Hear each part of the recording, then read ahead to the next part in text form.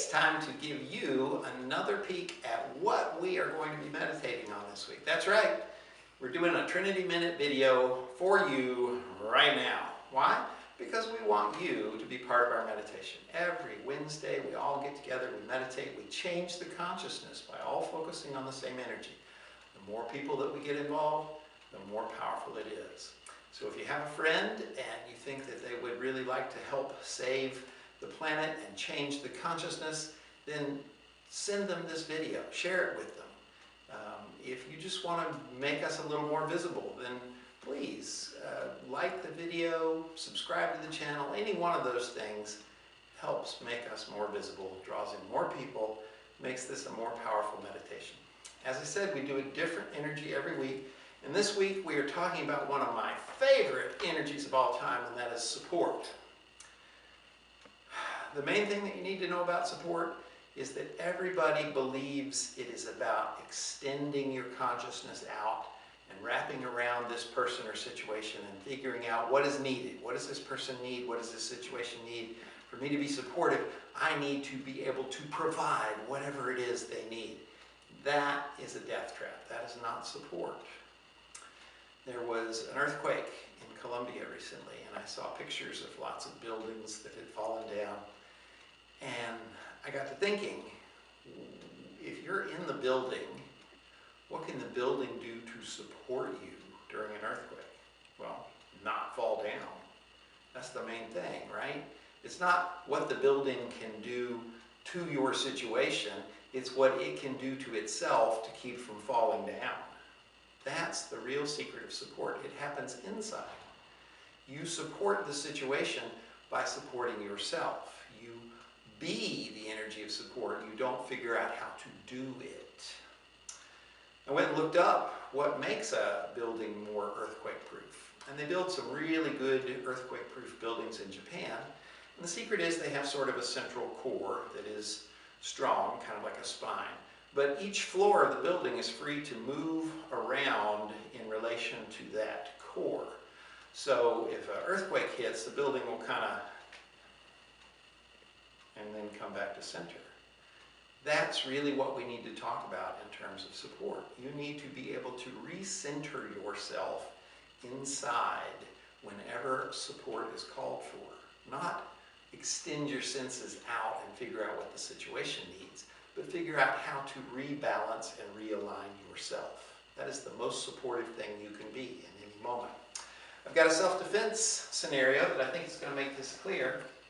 This comes from a lot of martial arts, a lot of Chinese martial arts, even American martial arts have some sort of trapping system. I got this one from Tai Chi, but you can find it in a lot of places. If you have your hands up, a lot of people will do this thing where they pull down and hit. That's called trapping, right? They just catch your arm, pull it down. Sometimes they just press into your body. Because our bodies are designed to do this. We're really good at this. We can pull things towards us. We can anchor things down. We're pretty terrible at this. We don't have a lot of muscular strength when it comes to pressing away from our body.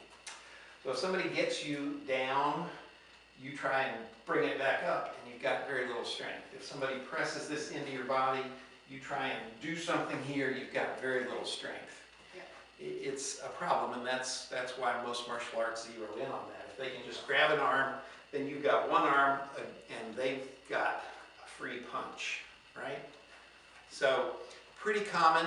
You even see it in MMA, and so because of that, it's leaked into the mass consciousness, and even street punks will be like trying to grab your arm now and hit you. So, we got to be able to deal with that, and it's a wonderful way to illustrate what I mean about support.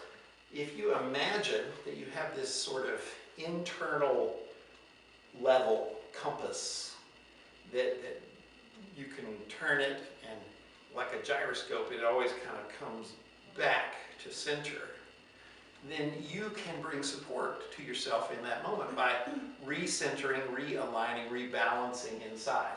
So if Diane's got her hands up, and I grab and I press, she's not going to be able to do much just through sheer muscular force. But if we do the same thing again, hands up, and I'm here and I'm pressing in and I'm holding down, and she were to rebalance inside, find that center point, get herself rebalanced, then all of a sudden, she has the advantage. She's centered, she's balanced. I'm forward, I'm aggressive, all my strength is here. I'm really out of balance, and she can take advantage of that. Simply by recentering yourself inside, you become powerful. You become a support to the situation, not because you know what the person needs or what the situation needs, but simply because you know who you are. Do you understand? Okay. So if you're at home, I want you to just practice this. Make this little cross. Give yourself that sensation of, I am tipping forward, I'm tipping back, I'm recentering until I come back into alignment.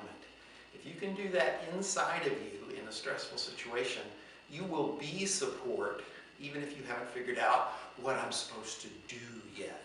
The doing is not important. Support is not about how you do in the moment.